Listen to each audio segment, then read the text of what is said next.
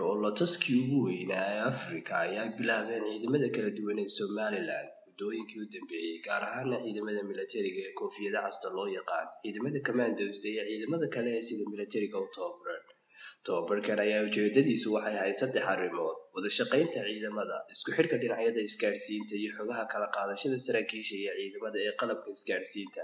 Waana meelaha ugu muhiimsan ee ciidan lagu qiimeeyo xiriirka isgaadhsiineed ee ka dhexeeya saraakiisha ciidanka hogaaminaysa iyo ciidanka laftigooda.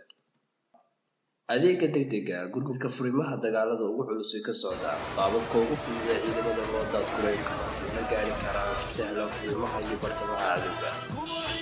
Istiraatiijiyadda dhuleed iyo maamulka xuduudaha Somaliland iyo meelaha cadowga iyo ka soo tagaa xoogana loo saari lahaa meelaha nugul, qaababkii amnigooda loo sugi lahaa haddii cadow damaaciyo ciidda dhulka sharafta shacabka reer Somaliland.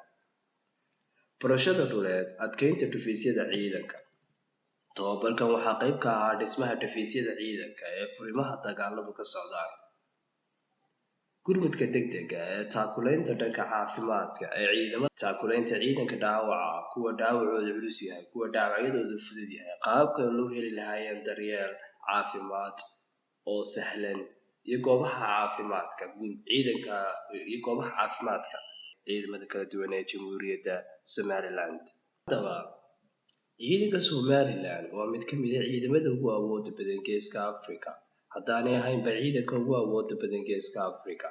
Tani aasaaskii ciidamada qalabka sida ee kala duwan ee Somaliland sanadkii 1991kii, ciidamada Somaliland waxay guulo badan ka soo hooyeen howlgallo badan oo gudaha Somaliland iyo dibaddaba ay ka sameeyeen, kuna sugayeen amniga muwaadiniinta iyo jiritaanka qaranimada Somaliland.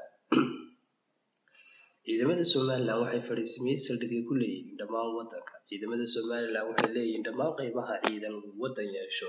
Waxaa sharci ahaan loo ogol yahay da'da wixii ka weyn 18 ilaa 49. Ciidanka militariga Somaliland waxaa lagu qiyaasaa ilaa 100 ilaa 300 kun oo askari. Militariga Somaliland waxay ku qalabaysan yihiin qalab ciidan oo dhammaystiran sida taangiyada, baybayga, baabuurta gaashaamo, qoryaha lidka diyaaradaha, noocyada BM-ka, hubka fudfudud iyo hubka culusba. Tababarada ciidamada militariga Somaliland waxay ku kala qaataan dalalka gudihiisa iyo dibaddiisa, balse ciidanka qaranka looma ogola iyagu inaanay tababar ku qaataan meelaha gudaha Somaliland ahayn. Ciidamada militariga iyagoo soo maray marxalado kala duwan oo duruufaheeda lahaa ilaa heer maanta 20 sano ka bacdi ay noqdeen ciidamada ugu saameynta badan Geeska Afrika. Ciidanka militariga Somaliland waxay ka kooban yihiin 2 ciidan. Taliyahooda guudna waa Taliye Nuux Ismaaciil Taani. Ciidanka koofiyadda birta waa ciidamada u taagan difaacidda qarannimada, madax-bannaanida Somaliland. Waana ciidanka ku sugan jiidaha iyo xuduudaha. Waana ciidanka suurageliyay inay Somaliland ka dhigaan xuduudaheeda dhul meel ka caagan argagixisada, iyo ciidamada shisheeye inay xuduudaha Somaliland ka soo tallaabaan sifo kasta oo sharci darro ah. Ciidamada ku guulaystay inay Somaliland sugaan xuduudaheeda 96%. Haddana istiraatiijiyadii ugu dambeysay ee xuduudaha maqan iyo maabka Somaliland lagu saxaya ayaa miiska saraakiisha u saaray saraakiisha kala duwan ee ciidanka qaranka. Ciidamada commandosta.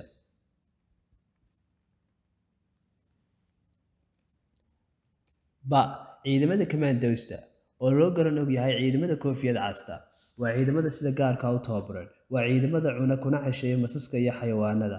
Waana ciidamada ka caagan meel shacabku ku dhaqan yahay. Waana ciidamada 6 iyo 20 saac ku jira tababaro aan kala joogsi lahayn. Waana ciidamada ka caagan haweenka iyo guurka. Waana ciidamada loo diyaariyay xaaladaha iyo marxaladaha adag ee waddanka soo wajaha si loogu diro howlgallada dhiig cabidda iyo cunidda hilibka cadowga Somaliland damaaciya. Waana ciidamada tir ahaan gaaraya 100,000 in ka badan, da'ahaana u dhaxeeya 18 ilaa 45. Taariikhda dhowr jeer ayaa howlgalla ka qayb qaateen sida howlgalkii Laascaanood lagaga xoreynayay lagana sifeynayay maleeshiya beelaadkii Mijaarteen. Waagaana waxaa howlgalka amray madaxweynihii ugu awoodda badnaa intii madaxweyne Somaliland soo maray Mudane Daahir Yaale Kaahi. Maantana Laascaanood waa magaalada ugu dhaqaalaha weyn, uguna dalxiiska wanaagsan, uguna kobaca dhaqaale fiican, uguna nabadda badan, uguna waxbarashada caafimaadka wanaagsan gobollada Somaliland. Tan iyo waagaa dambe howlgal looma dirin maadaama xaalad adag ayna jirin. Waana ciidamada Somaliland ku tashata lamana yaqaan xeryahooda. Waana ciidamada qarsoodiga ee Somaliland isku hadlayso. Ciidamadani waa ciidamo u madax bannaan tahay Somaliland muddadii ay dhisnaayeen hadday noqoto tababarkooda, oo waxay tababarkooda ku qaataan gudaha Somaliland, loomana oggola tababaro kale oo ay siiyaan saraakiil aan Somaliland ahayn, taasi oo ka dhigtay ciidamada ugu kalsoonida buuxda ay ku qabaan shacabka Somaliland, dhulkoodana xasiliyay. Dhaqaalaha ku baxa ciidamadan waxaa bixisa xukuumadda Somaliland, mushaharkooda, daryeelkooda, qalabkooda, waana ciidan ay xukuumadda Somaliland u madax bannaan tahay inay adeegsato xaalad walba, xilli walba, camaladooda ay u madax bannaan tahay. Dhaqaalaha ku baxana waa dhaqaale ka yimid shacabka iyo canshuur bixiyayaasha Somaliland, waana sababta ay aadka isugu halleeyaan xaalad walba shacabka Somaliland kuna seexdaan kalsoonida iyo nabadda.